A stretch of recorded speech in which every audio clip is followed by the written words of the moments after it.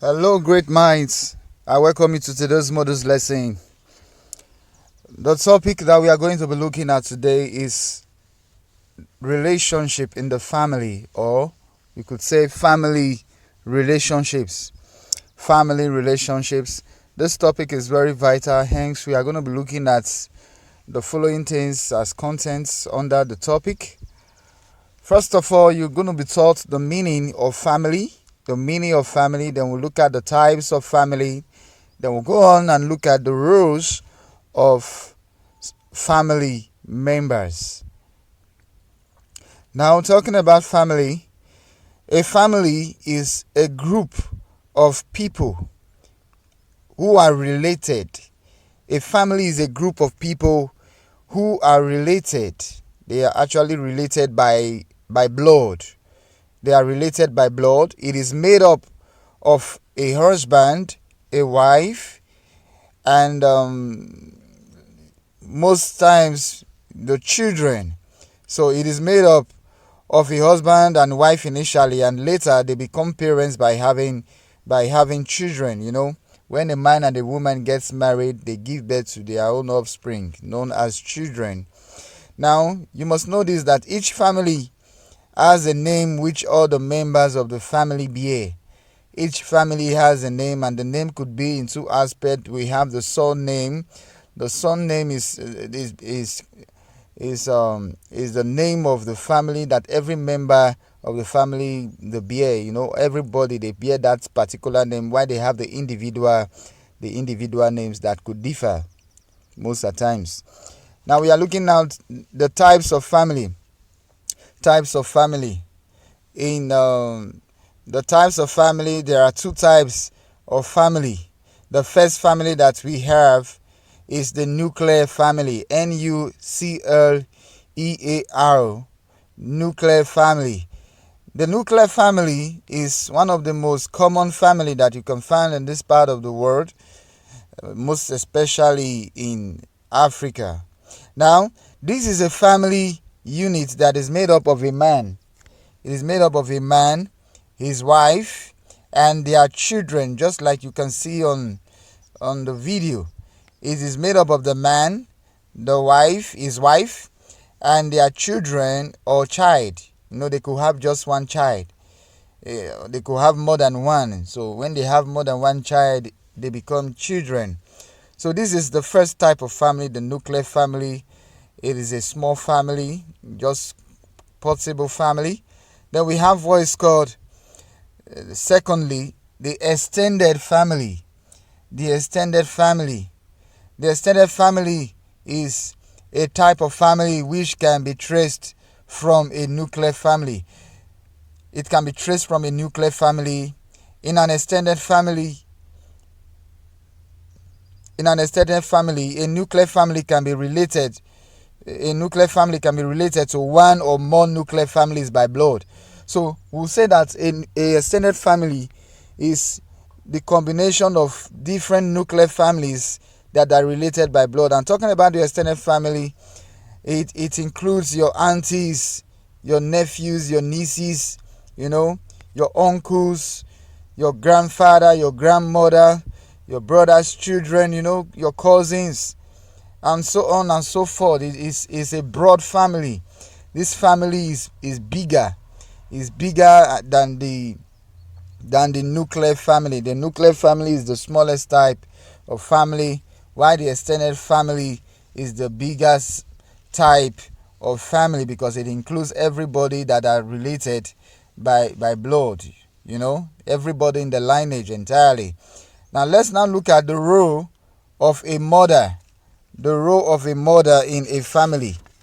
The role of a mother or a wife, or rather, let's start the role of a mother. The mother takes care of the family.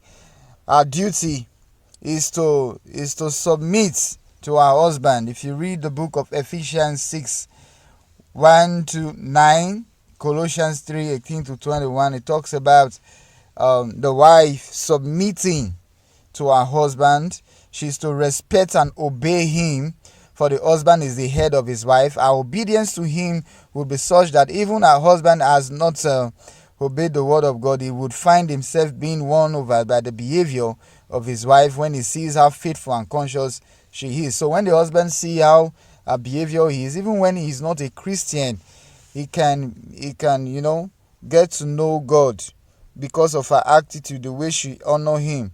So wives must submit according to Ephesians. They must submit. In other words, they must be loyal. They must live a life that they must carry their husbands along. In many homes, this has caused a lot of issues. There are wives that just live their life and just like that do things on just behind their husband, and it can cause a lot of problem. Now, secondly, let's now look at the roles of the husband. The roles of the husband. The husband, his duty is to love his wife. You must love the duty of a husband is to love his wife. For a husband who loves his wife loves himself. A husband who loves his wife, he loves himself. And the duties of children. Now, children are to be obedient to their parents, and they are to honor their fathers and mothers so that they will live long on earth. Then parents are to not provoke their children to anger. They should not provoke their children to anger, and they should bring them up in discipline and instruction of the Lord by correcting and guiding them. Let's now talk about servants. In many homes, we have what is called servants. They are known as house helps. They are there to take care of the needs of the family. They are paid. Some of them are paid. Some are, they are just there. They are hired on a contract basis. Now, servants, their duty is to be obedient, respectful, and loyal to their masters. So they are to be obedient to their masters, and they should give wholehearted service to their masters, not only when they are present, but always. They shouldn't be that kind of person, the people that carry out duties based on eye service just to impress their masters. So even when the masters or the mistresses are not around, they should carry out their duties wholeheartedly, with the whole of their mind, and they should work hard but willingly, doing it for the sake of the Lord and not for men's sake. They should do it for the sake of God. They should work willingly, not grudgingly. They must not be forced to do things, knowing that God will reward everyone appropriately for whatever work he or she has done. Now, masters, on the other hand, and employers are also advised to treat their servants well without threatening them or maltreating them, remembering that both the master and the servant have the same master in heaven. So down to the point that God made everybody. The God that made the master is the same God that also made the servant. So while the servants are working, respecting the masters, being loyal to their master, obedient, giving wholehearted service, the masters too should not maltreat them, and they should treat their servants well.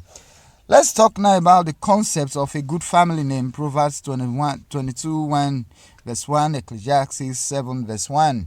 Please, you have to take time out to study those reference scriptures. Proverbs 22 verse 1, Ecclesiastes 7 verse 1. A family name depicts the family character and identity.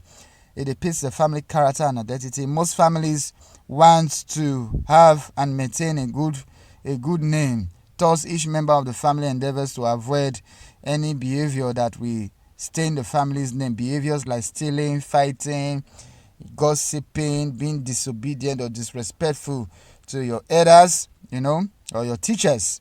Now, they therefore exhibit good behavior, such as being respectful, be diligent, being intelligent, obedient, and the likes, so that their family name can be secured.